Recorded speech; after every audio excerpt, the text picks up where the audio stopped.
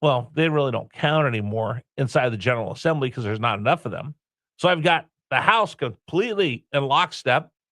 I've got the Senate completely in lockstep, and I should have a governor completely in lockstep. So why don't we have a budget in the Commonwealth of Virginia? So as you do a little bit more research, we find out really what is it that they're fighting over? Are they fighting over the budget and, what we're going to spend over here, what we're going to spend over there? No, you know what they're fighting over? Is that Glenn Youngkin reportedly left them a surplus. They now want to raise another $1 billion out of your pocket and my pocket, out of the taxpayers' pockets, or out of somebody's pocket. They don't know. They just want another $1 billion that they're going to spend on K through 12 education, which everybody goes, oh yeah, let's do that. And then they want millions of dollars. They want millions of dollars for, talked about this, but I think you need to know, they want millions of dollars for Affordable Care Act subsidies for those that lost them from the federal government. So you're trying to tell me that we're fighting over this Commonwealth, that in one corner, you've got Louise Lucas, who wants to decimate one of the leading growing industries in the Commonwealth of Virginia, data centers. She wants to take away an exemption that we gave them on sales taxes in order to get them to come to the Commonwealth and make us the internet capital of the world. She wants to just take that whole thing, rip it up, start over again, because she needs money for K through 12 education, and she needs money for, wait for it, Obamacare subsidies. On the other hand, the governor and Don Scott say, yeah, let's do that. Let's get some more Obamacare subsidy money out there. Instead, we'll take it from farmers and business people that have capital gains taxes. We'll take their money away from them in order to fund K through 12, which is always one of their pet projects. And I'm not saying we don't spend money on education, but you just keep throwing more money, and I got more kids that can't read and can't do math and have no critical thinking skills. But that's beside the point. But they also want to make sure they have that money for Obamacare subsidies. Folks, the further we get away from Obamacare, the more you find out that it was a complete scam to begin with. And the more that you see what Joe Biden did in office, the more you see that was even more of a scam. Remember, hey, if you like your doctor, you can keep your doctor. Your insurance rates aren't going to go up. How many people in America did that actually come true? How many people got to keep their doctor that loved their doctor? Okay, that's debatable, whatever insurance you have, fine.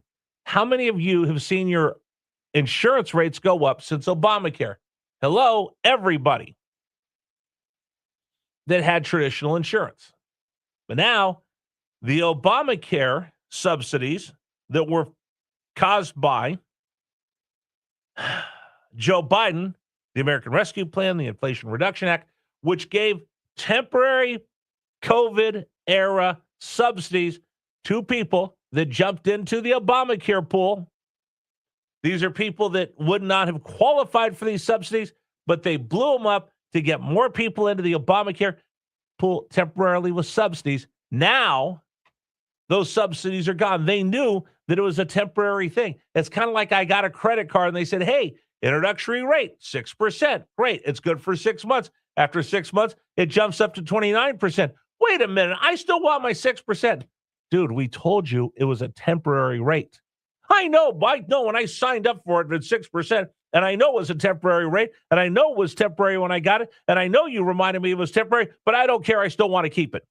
Those are the people that jumped into the Obamacare pool and got those subsidies that never, ever, ever would have qualified had it not been for Joe Biden and his administration. Because remember, it was capped to, it was for people that needed the help. And then all of a sudden we go, well, it doesn't matter how much money you make. You can make a ton of money. We'll let you jump in there.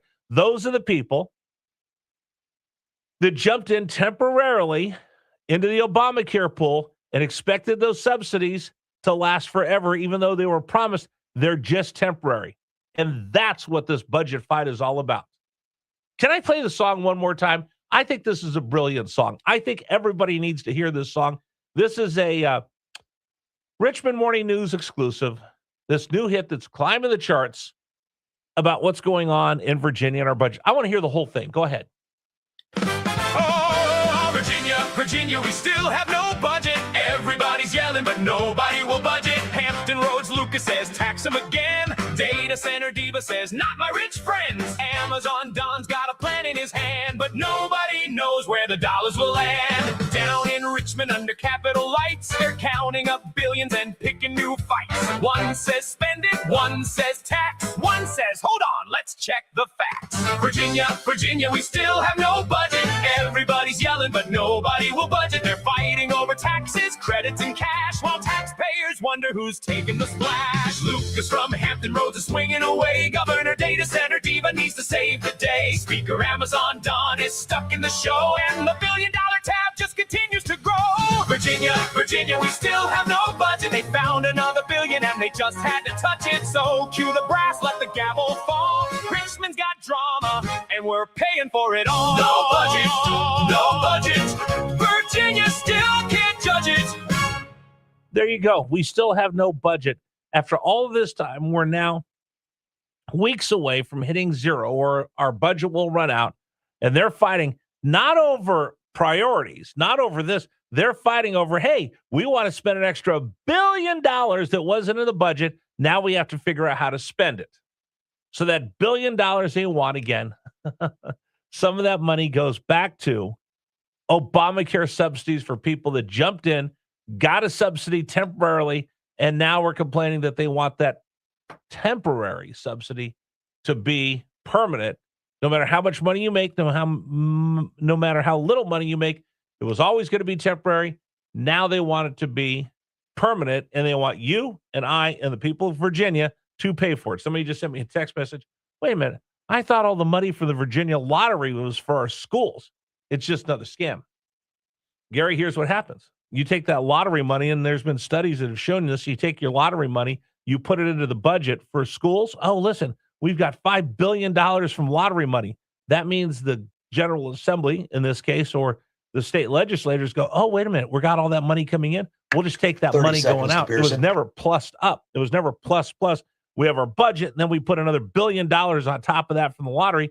They just took that money out from underneath and replaced it with that $1 billion from the lottery, and they use that money to spend on whatever nonsense they want around the country. You want to comment?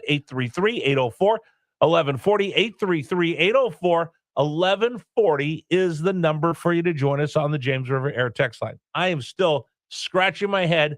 We still have no budget, but at least now you know they're fighting whether they want to take that money and spend that extra $1 billion and take it away from the data centers, or take it away from farmers and people that declare personal gains. Amazing. Simply amazing. All right. Today's program is brought to you in part by our friends at Pearson Signature Dealerships. All right. This weekend, it's going to be a warm one.